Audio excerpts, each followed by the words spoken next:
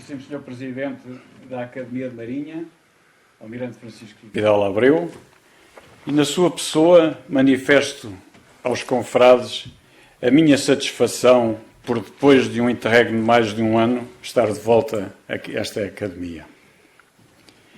Uma saudação muito especial ao Contra-Almirante Dr.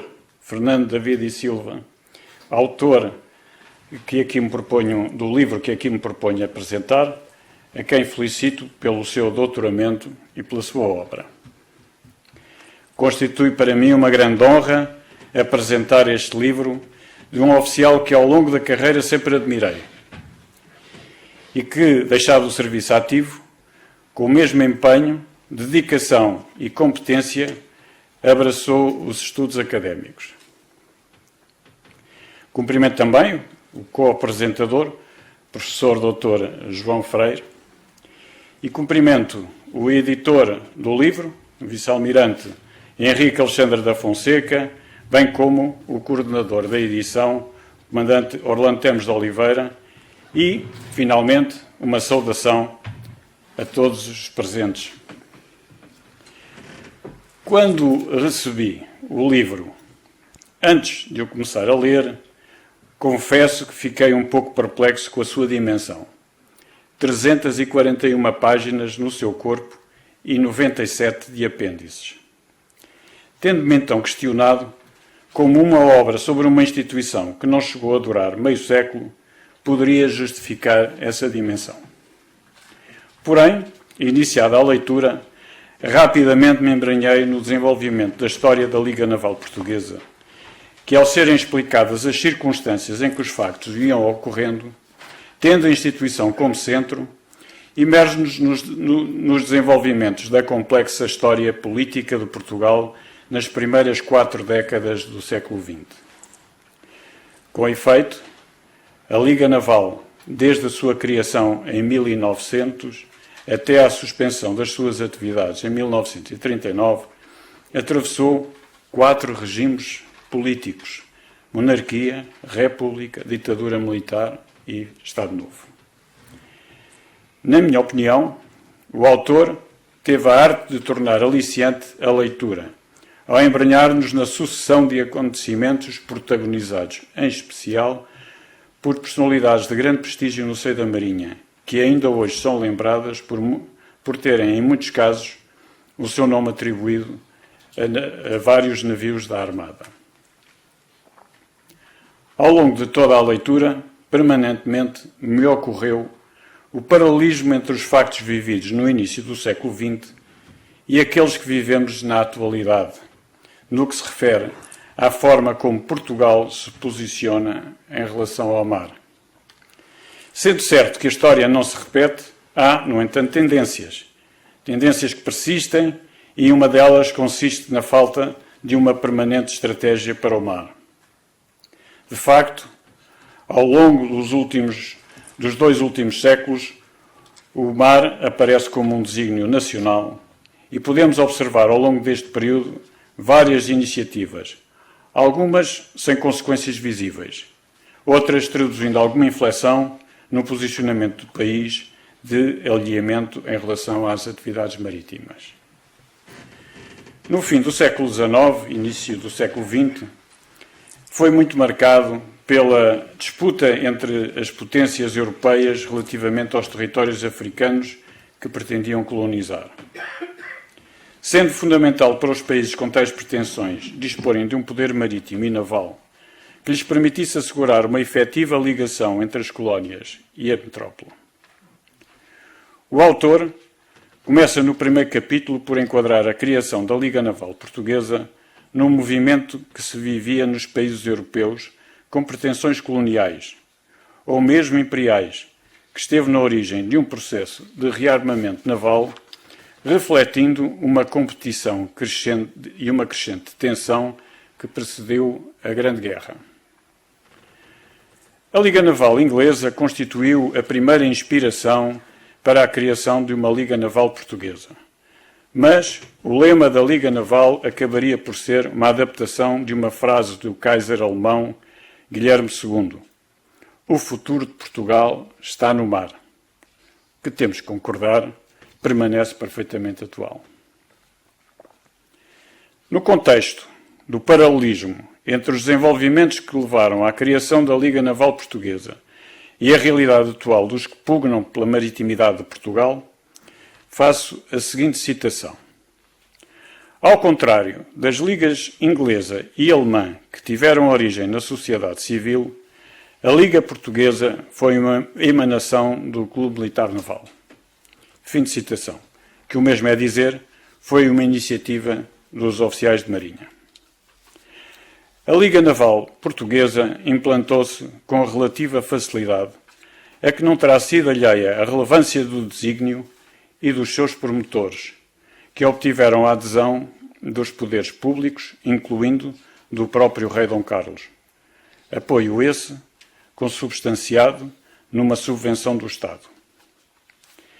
A ela associaram-se, para além dos oficiais de Marinha de Guerra e da Marinha Mercante, armadores, industriais e outras personalidades de relevo na economia do país, tendo tido como sede edifícios prestigiosos e com capacidade para ali desenvolver diversas atividades. Ao longo do livro da história da Liga Naval Portuguesa, perpassa a figura do comandante António Pereira de Matos, figura determinante na criação, vida e ação da Liga Naval Portuguesa, que à data da criação da Liga era apenas segundo-tenente, o que não deixa de ser significativo pela raridade. A importância de um jovem oficial num ambiente onde pontificavam oficiais generais de marinha de grande prestígio, o que só pode ter acontecido pelo reconhecido mérito das suas posições. A sua preponderância na Liga foi de tal forma relevante que se pode dizer que a Liga começou com ele e terminou com a sua morte em 1930. A ocorrência do regicídio constituiu um momento de ruptura social e política com consequências muito significativas no devir da Liga Naval, que progressivamente se afastou da matriz inicial da promoção do ressurgimento marítimo para se envolver nas questões políticas subsequentes à implantação da República. Sendo através do seu desenvolvimento que o autor desta obra nos leva a conhecer factos e momentos relevantes da história da Primeira República, da ditadura subsequente ao 28 de maio de 1926 e da criação do regime do Estado Novo. Merece também uma referência pela importância que teve à época a publicação regular do Boletim Marítimo, órgão de divulgação e propaganda da Liga Naval, cuja capa foi utilizada numa iniciativa feliz para ilustrar a capa deste livro. Nesta ilustração sobressaem 2 vapores, um de guerra e um mercante. Sobre esta imagem cito o autor, cujas chaminés emitiam aparatosas colunas de fumo negro, símbolo de velocidade e da tecnologia que tudo permitia alcançar. Fim de citação.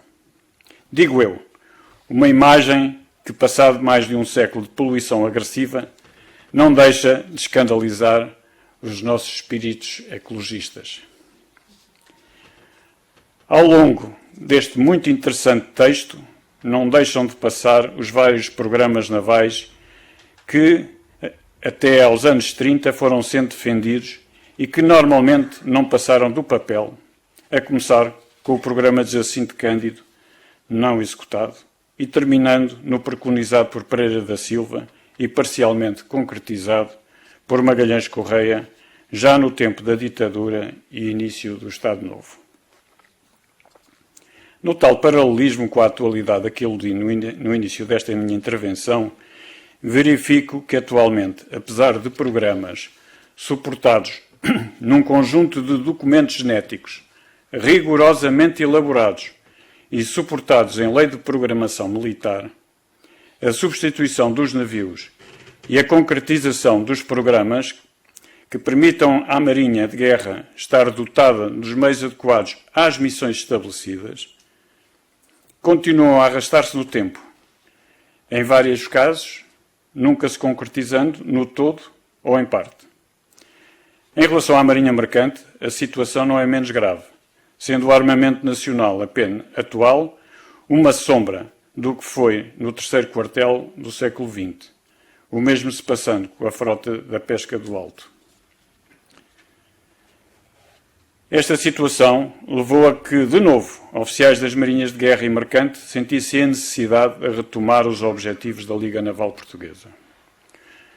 O autor, no capítulo 6, aborda o tema A Liga Naval Portuguesa e as suas congêneres na atualidade, onde se refere a várias ligas navais ativas em diversos países, dando naturalmente grande destaque ao ressurgimento da Liga Naval Portuguesa. Com efeito, em 2009, criada a Confraria Marítima Portuguesa, tendo como fins estatutários a promoção e divulgação das atividades relacionadas com o mar, procurando contribuir para que o mar seja um desígnio nacional. Esta confraria integra, além de oficiais das Marinhas de Guerra e Mercante, personalidades de diferentes setores ligados à economia do mar, bem como cidadãos que entendem que o futuro de Portugal está no mar. Passou, a partir de 2019, como já foi referido pelo editor, a assumir-se como continuadora da Liga Naval Portuguesa. A este propósito, aproveito aqui o ensejo para, neste ambiente académico e de personalidades interessadas na maritimidade de Portugal, prestar a minha homenagem ao vice-almirante Henrique Alexandre da Fonseca, fundador ou cofundador da Confraria Marítima, editor deste livro, de vários outros focados na temática marítima portuguesa e também da Revista de Marinha, publicação que se tem constituído em repositório do pensamento de todos os que desenvolvem atividades ligadas ao mar, contribuindo de forma muito relevante para a sedimentação de uma cultura marítima fundamental ao desígnio de virar o país para o mar. O mar, desde sempre foi fundamental como fonte de recursos e elemento de ligação para o comércio. E na atualidade, em que a globalização é um facto omnipresente, tem ainda uma importância acrescida em todos os domínios. E por isso, se no início do século XX era a colonização de África e a sua viabilidade que tornava importante o investimento no mar, agora, não esquecendo que o centro de gravidade, ou, mais corretamente, o centro geométrico de Portugal está no mar, importa concretizar o desígnio estratégico de transformar um país periférico do continente europeu num país central no mundo, através do mar. Termino renovando as minhas felicitações ao autor por esta obra de leitura fácil e agradável, que sem dúvida constitui um importante contributo para o conhecimento das iniciativas que patriotas têm desenvolvido desde o início do século XX para que Portugal volte a entender a importância do mar no seu devir. Em síntese, um livro de leitura, um livro cuja leitura recomendo vivamente. Muito obrigado.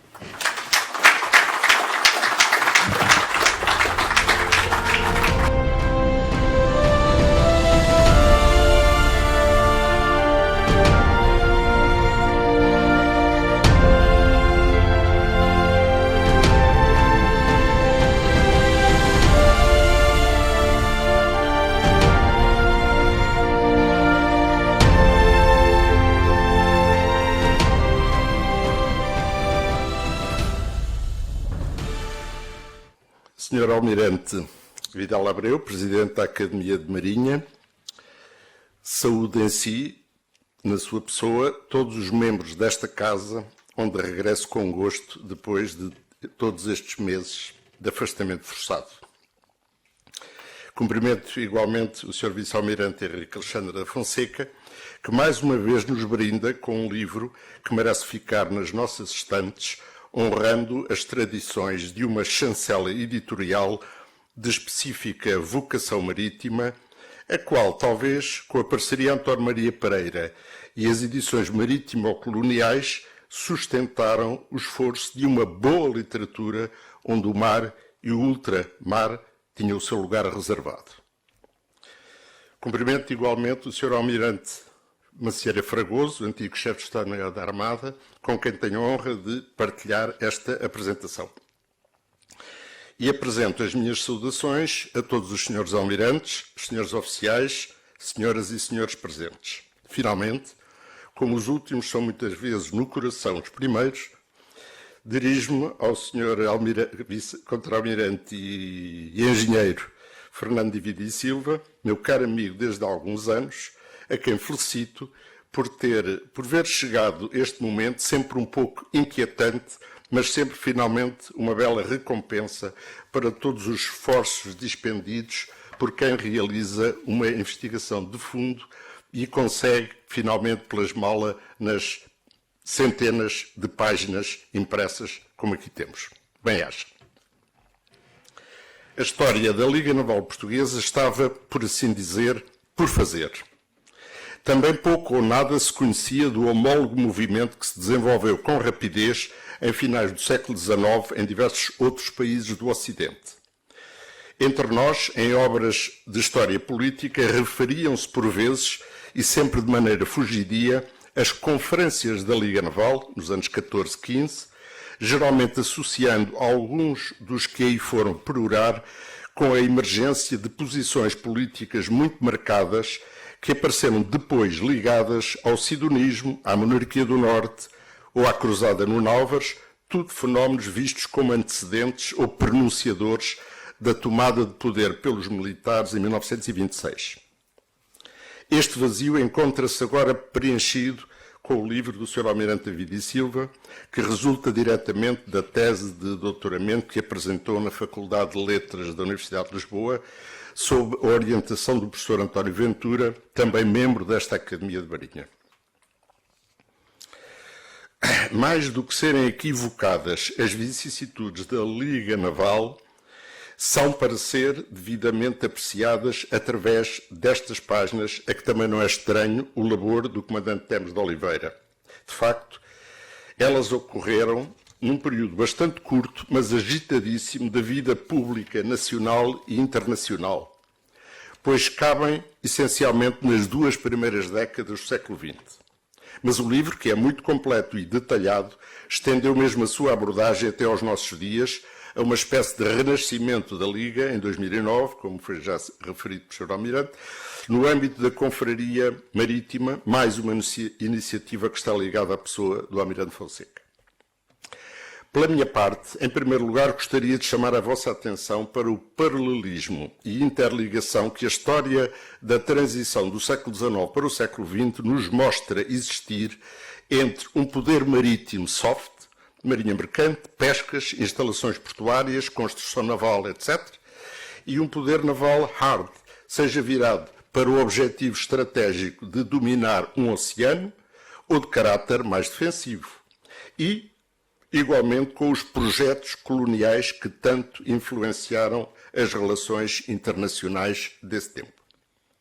Ora, é neste quadro que o aparecimento das ligas navais em diversos países ilustra e testemunha essa proximidade, ao mesmo tempo que revela a nova autonomia das sociedades civis nacionais, proporcionada pelos avanços da modernidade nos planos económico, social, jurídico e cultural, e acelerada pelas facilidades técnicas de ligações internacionais a partir de meados do século XIX.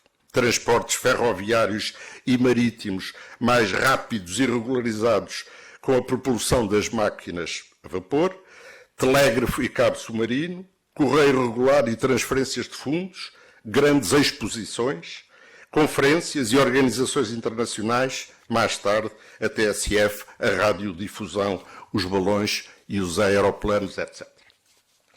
Tem razão o autor ao chamar a atenção para o facto de ligas navais como a inglesa ou a alemã terem tido origem a iniciativas próprias da sociedade civil, ligadas a interesses ultramarinos, de comércio e navegação, ou ainda de alargamento do conhecimento geográfico, com as grandes explorações e travessias africanas ou a descoberta dos polos. enquanto, diferentemente, como também já foi referido, a Liga Naval Portuguesa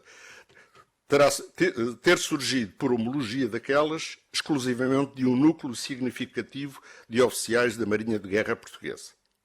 Porém, este facto não deixa de se enquadrar em uma outra das realizações modernizadoras das sociedades do século XX, o associativismo, de toda a espécie de interesses económico-financeiros, profissionais, proprietários, culturais, políticos e outros. Ora, o mesmo David e Silva nos lembra a precocidade de, entre nós, ter surgido em 1839 uma associação marítima e colonial. E depois, em 1866, como sabemos todos, o Clube Militar Naval. Tudo iniciativas de oficiais da Armada, mas fora da esfera do Estado.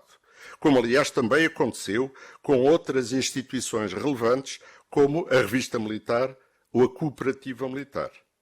Nenhuma delas foi feita contra o governo, mas sim à margem dele, embora talvez sempre com o seu beneplácito. É também não menos significativo, no plano simbólico, o facto do nome da Liga Portuguesa não ter o prefixo real, como era habitual, Real Liga Naval Portuguesa. Não obstante, o patrocínio concedido pelo rei Dom Carlos, que aceitou figurar como presidente de honra. Mas além deste facto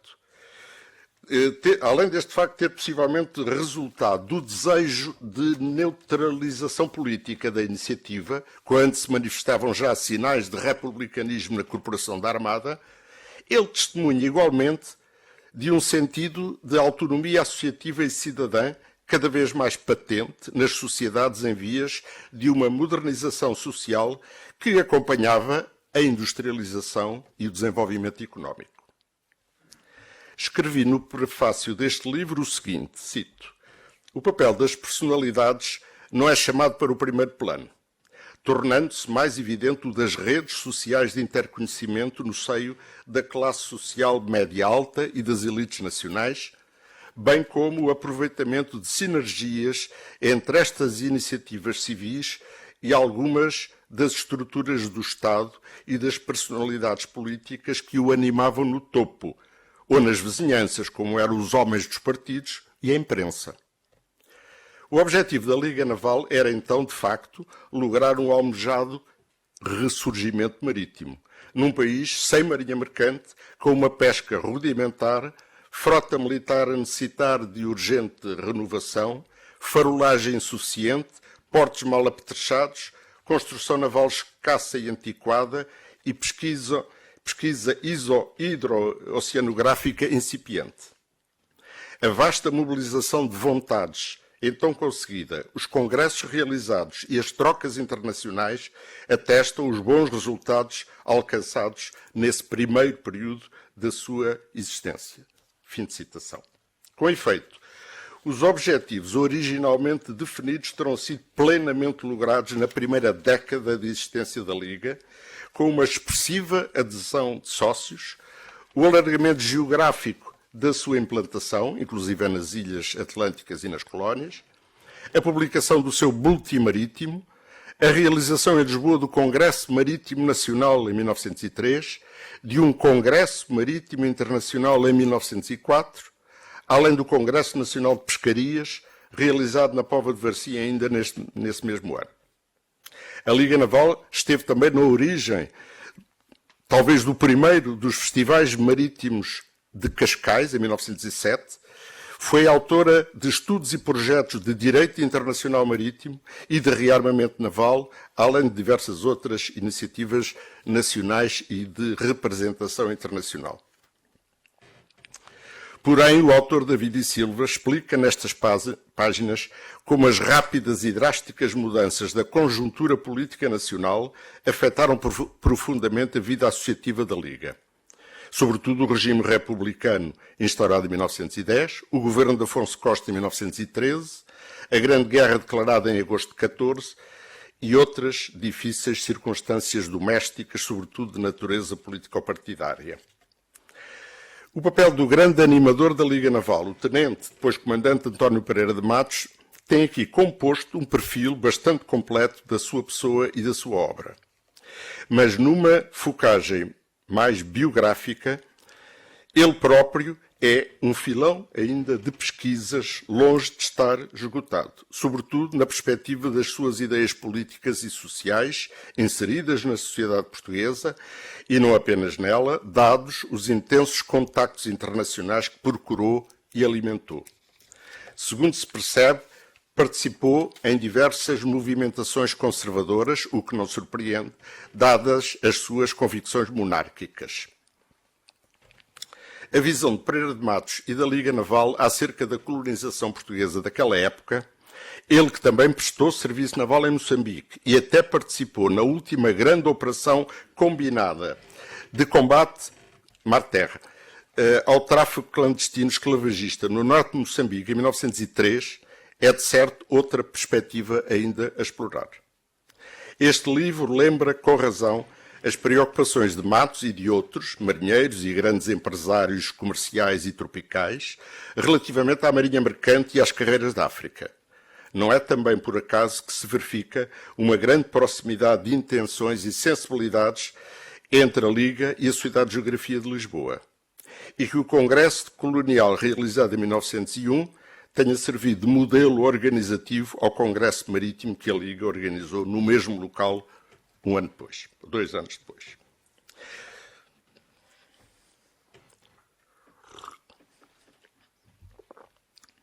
Mas há também o livro que Pereira de Matos escreveu e a ação que desenvolveu junto do então Ministério da Marinha e Ultramar para que vingasse entre nós o seu conceito de marinha colonial. De facto, foi já no período da transição do regime político da monarquia para a República que o mesmo acabou por ser adotado.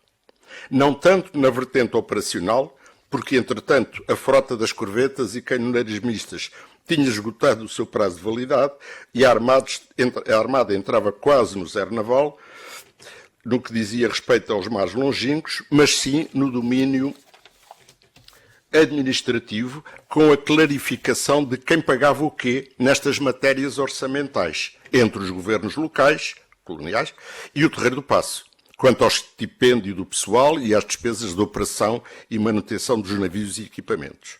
Aí as suas ideias vingaram. Alguns saberão que fui arguente da tese de doutoramento na Faculdade de Letras de Lisboa, que está na base deste livro.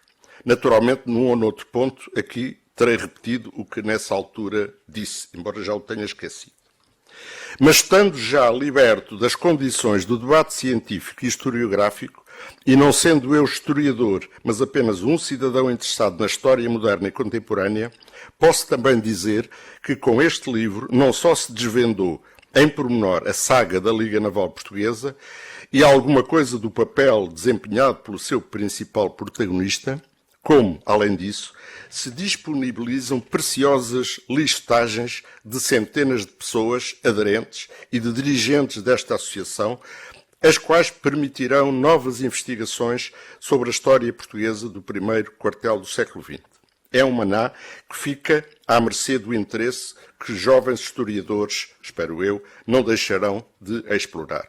Entre outros temas, o estudo das elites nacionais e da circulação das elites poderão aproveitar muito deste trabalho do engenheiro David e Silva. Não me alongo mais, agradeço de novo o convite e apresento os meus cumprimentos à mesa, ao autor e a todos os presentes. Muito obrigado.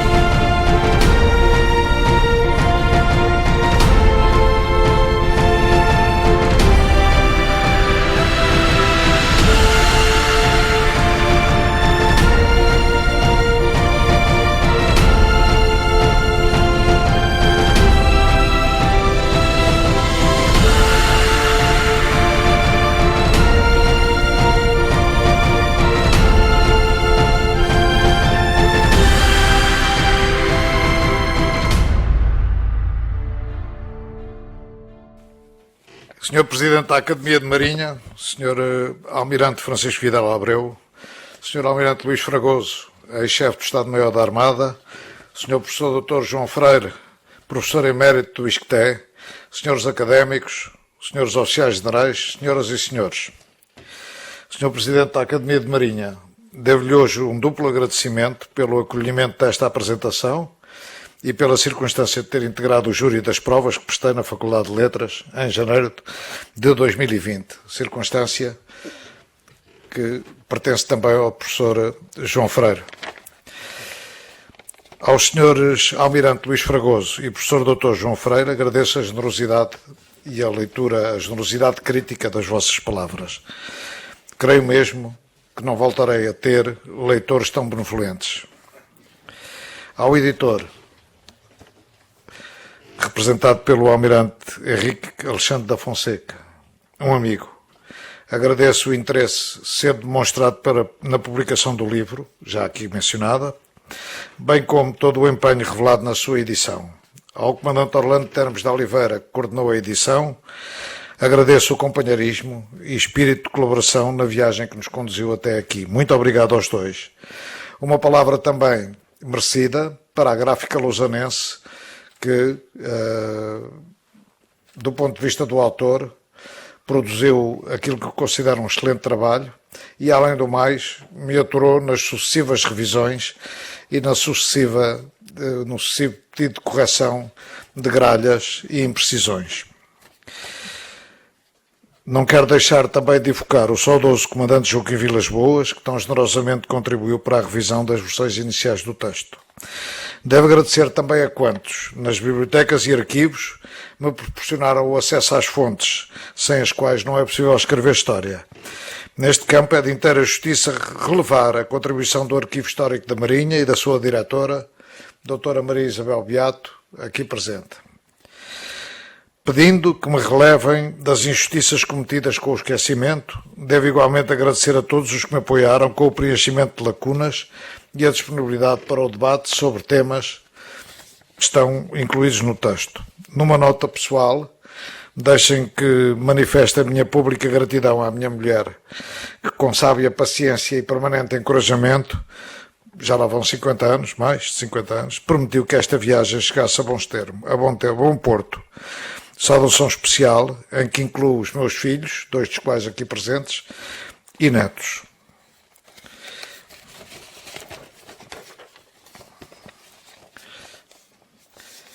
A Liga Naval Portuguesa foi criada, como já aqui foi lembrado, no contexto do que chamam Movimento das Ligas Navais, de que foram precursoras as Ligas Inglesa, 1894, e Alemã, 1898. Iniciativas da sociedade civil para influenciar o poder político e a opinião pública quanto à necessidade de rearmamento das marinhas de guerra e do crescimento das marinhas de comércio. A Liga Naval teve como primeiro traço distintivo, conforme já foi aqui evocado, o facto de ter sido fundada a partir de uma deliberação tomada numa Assembleia Geral do Clube Militar Naval, ainda que se tenha depois desenvolvido de uma forma inteiramente autónoma. Entre a fundação e o regicídio, a Liga Naval Portuguesa desenvolveu a sua atividade com o objetivo de promover o ressurgimento marítimo do país. Realizou congressos, manteve uma atividade editorial de relevo, acolheu reuniões e conferências sobre temáticas ligadas ao mar, nomeadamente sobre as marinhas de guerra e mercante, as pescas e a náutica de recreio. Promoveu a realização de um grande festival marítimo em Cascais, 1907. Criou escolas, criou uma caixa de assistência a pescadores e um quase ignorado Museu Nacional de Marinha, em 1909.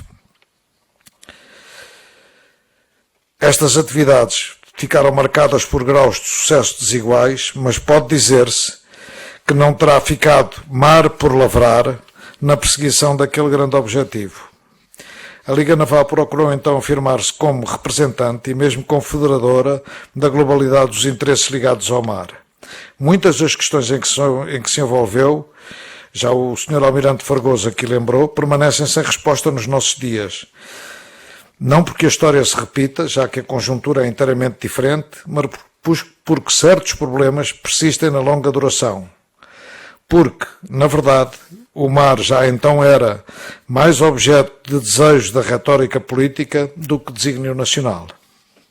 A morte de Dom Carlos e do príncipe herdeiro em 1908 e a ameaça que pairava sobre o regime terão levado a Liga ao seu envolvimento na Liga Política. Primeiro, através da procura de uma conciliação entre monárquicos e republicanos, por via de um debate dos grandes problemas nacionais, num congresso que realizou em maio de 1910.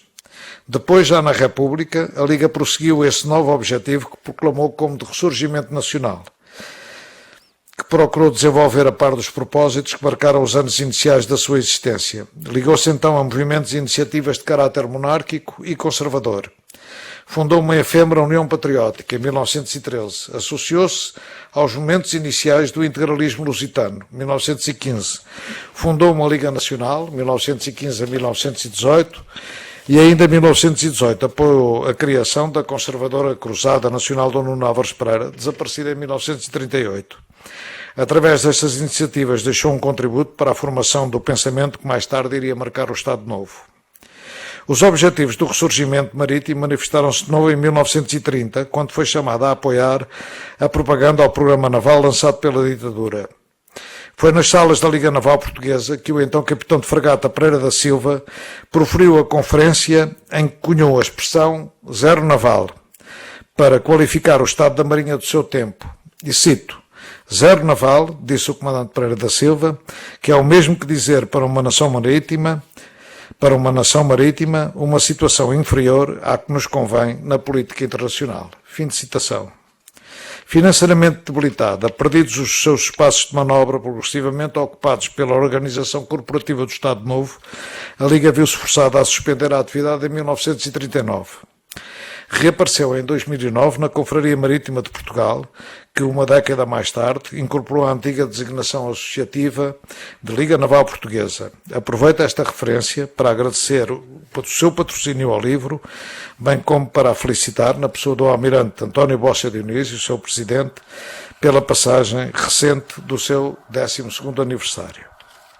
O historiador francês Marc Bloch, primeira metade do século XX, consagrou a que é talvez a mais sintética e esclarecedora definição de história como, cito, ciência dos homens no tempo. A Liga Naval Portuguesa foi fundada e construída por homens com nome e com rosto. Em referência muito sumária, refiro alguns deles pela sua dupla relevância.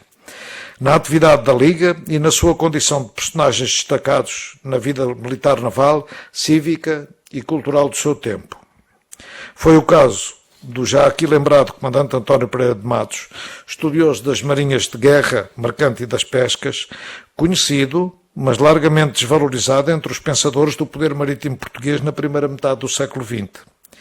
Quando era segundo-tenente e tinha apenas 25 anos, publicou largos milhares de páginas sobre aqueles temas e foi o criador e grande animador da vida da Liga Naval na condição de seu secretário perpétuo, bem como das suas emanações políticas até à sua morte em 1930.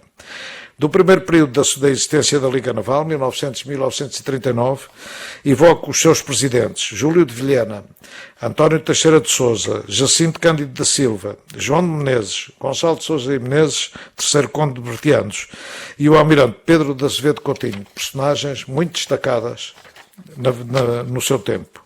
Lembro-me membros notórios da Liga Naval, como foram os oficiais de Marinha Vicente Almeida Dessa, João de Azevedo Coutinho, Afonso Cerqueira, Hugo de Lacerda, Jaime Lioto do Rego, Ladislau Parreira, Filomeno da Câmara, Álvaro Nunes Ribeiro, José Carlos da Maia e Fernando Pereira da Silva. Os oficiais do Exército, Aires de Ornelas, Fernando Freiria, Ferrugento Gonçalves e Vasco de Carvalho.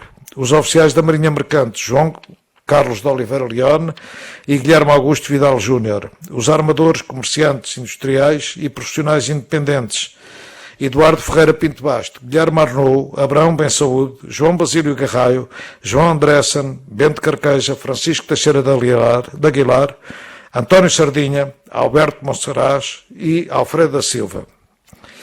Merece também referência o nome de Sebastião de Magalhães Lima, proeminente republicano, que no início da República foi vice-presidente da Liga Naval.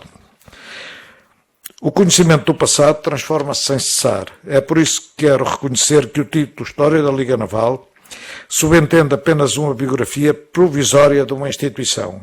É meramente uma história, na medida em que a futura revelação de novas fontes ou reinterpretação das já conhecidas irá trazer novas perspectivas sobre aspectos menos bem trabalhados ou ainda obscuros na atividade da Liga Naval e dos homens que a conduziram por mares raramente tranquilos.